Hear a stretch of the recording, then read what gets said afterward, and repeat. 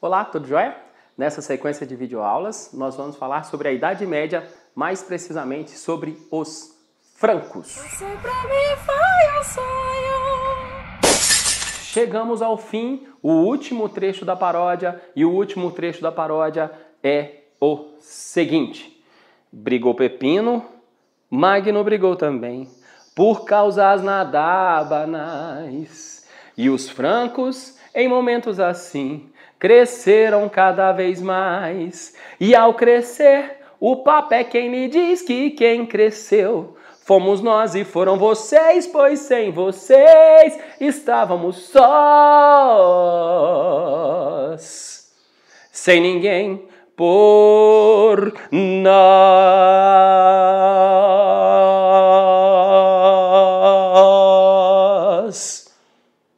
Então, esse trechinho da paródia aí, os assuntos abordados ainda sobre a dinastia carolíngia, agora mais precisamente sobre Carlos Magno, o Sacro Império Romano Germânico, o Renascimento Carolíngio e o Tratado de Verdun.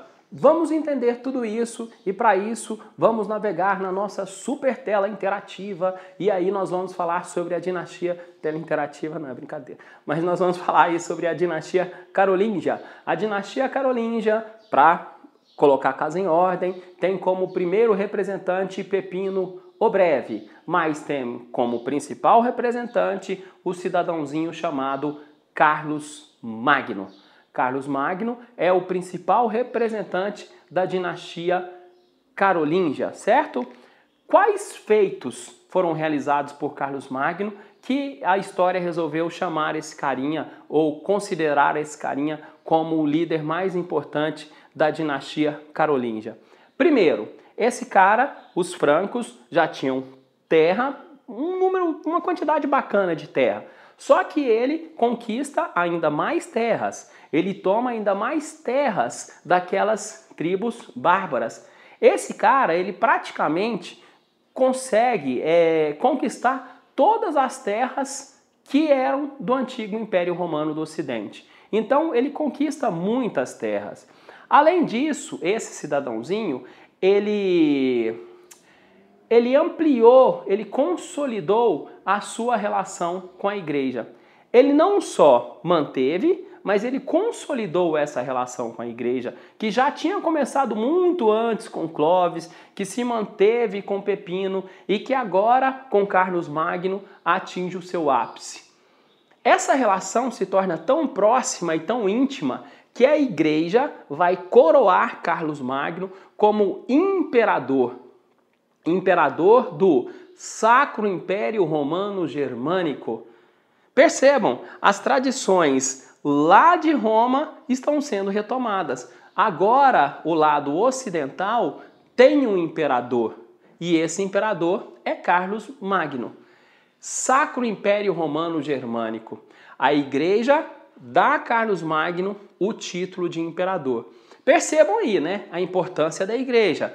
A igreja está acima de Carlos Magno, tanto que é ela quem dá o título a Carlos Magno. Então a igreja é superior aí a Carlos Magno. Beleza, esse Carlos Magno, ele se comprometeu a proteger ainda mais a igreja católica. Então a parceria entre esses dois lados se solidificou ainda mais. Outra coisa que esse carinha fez, que é de suma importância para compreender a Idade Média, ele pegou essas terras dos francos, ele conquistou mais terras, né, como eu já disse, e aí ele pega todas essas terras dos francos e ele divide essas terras entre os membros do seu exército, entre a galera que ele confiava. Ele pega um pedacinho de terra e fala, ó, fulano, fica com esse pedacinho de terra, toma conta aí, cuida das paradinhas. Beltrano, toma esse pedacinho de terra, toma conta aí da paradinha, cuida de tudo aí para mim. E assim, então, senhores, ele dividiu as suas terras entre os membros do seu exército, que ele depositava confiança nesses membros. E ele dizia assim, ó, não se esqueçam, hein? Eu sou o cara que manda. Vocês são as pessoas de minha confiança. Eu confio em vocês, mas quem manda na paradinha sou eu. Eu dei terra para aquele cidadãozinho. Aquele cidadãozinho, se de repente alguém tramar contra mim, eu tenho certeza que ele vai me defender. Eu dei terra para aquele outro. Se alguém tramar contra mim, eu tenho certeza que ele vai me defender. E eu tenho certeza que eles não vão tramar nada contra a minha pessoa. Então, com essa divisão das terras em províncias, entre os membros do seu exército, entre os nobres do seu exército, ele acaba consolidando o seu poder. Isso aí foi importante para ele, Carlos Magno, e daqui a pouco você vai compreender que isso é importante também para a sequência aí da Idade Média. Outra coisinha, senhores, que esse cara fez, que a história também considera muito importante, é um negocinho chamado de Renascimento Carolíngio. O nome já diz, renascimento. Renascimento da cultura. Entendam o seguinte, existia o Império Romano, esse Império Romano decaiu, entraram diversas tribos bárbaras que não tinham nenhuma identidade cultural com Roma, esses caras ficaram muito tempo ali nesse território romano e a cultura da antiga Roma foi se perdendo gradativamente. Essas tribos bárbaras não conheciam o latim, não tinham nenhum vínculo cultural com Roma. Carlos Magno, então, ele incentiva a produção intelectual e artística. Vamos produzir cultura. Além disso, além de produzir cultura, ele ainda também determina, ele também ainda incentiva que o que existia fosse preservado. Existiam os mosteiros da igreja, né? Então, aí surgiram na história os chamados monges copistas.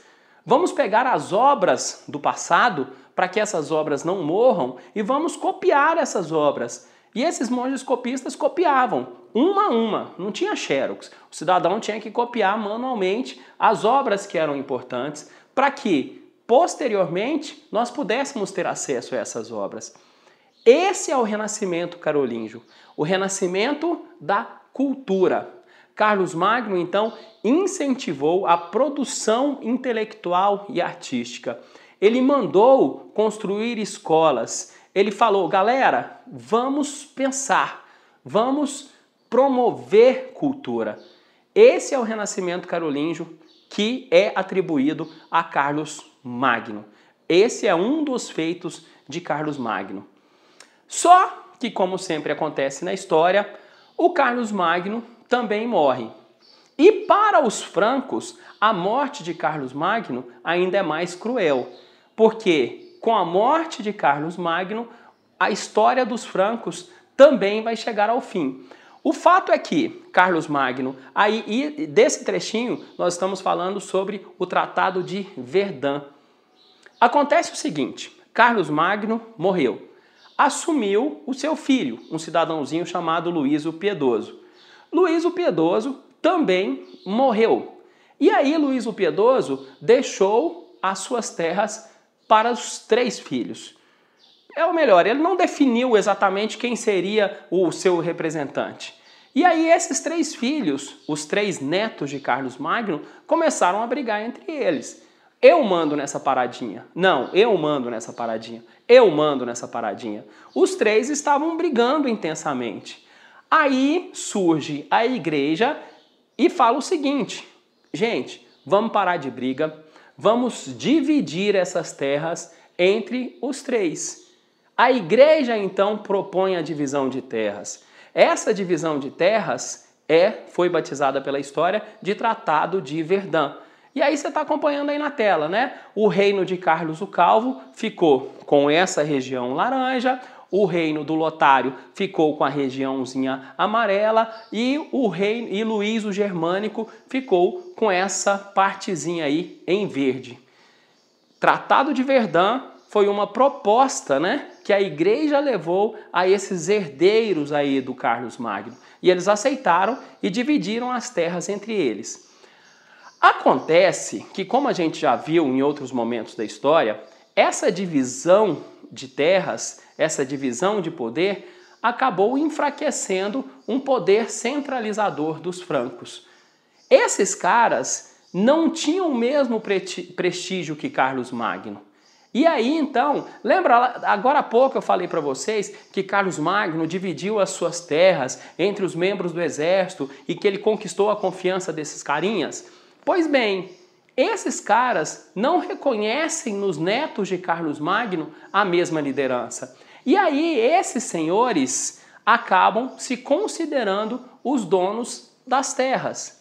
E a galera que vive próximo a essas terras, os camponeses que vivem próximos a essas terras, eles não veem lá no neto do Carlos Magno o líder. Eles veem no cidadãozinho que está perto dele o seu líder, o seu protetor.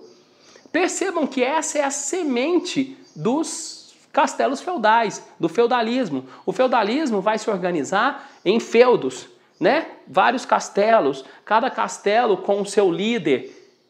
Esses líderes surgiram justamente no momento em que o Carlos Magno dividiu todo o seu território entre os francos. Com toda essa historinha, resumo da ópera, o Tratado de Verdun enfraquece o poder centralizador dos francos. Os vikings entram, outras tribos começam a invadir e aí, então, a história desses francos chega ao fim. Esse poder centralizador deixa de existir e agora a Europa está reorganizada.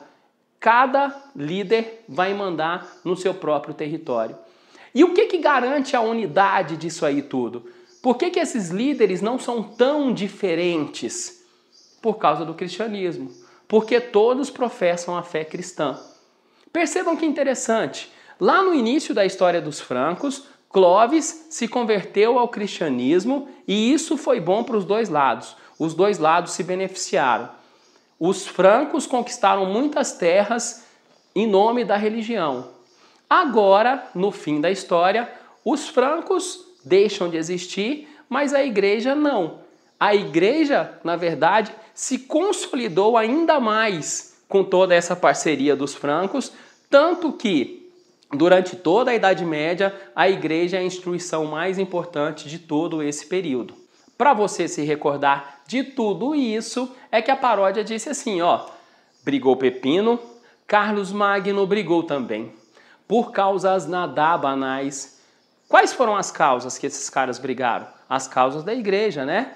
E os francos, em momentos assim, cresceram cada vez mais. E ao crescer, o Papa é quem lhe diz que quem cresceu fomos nós e foram vocês, pois sem vocês estávamos sós, sem ninguém por nós.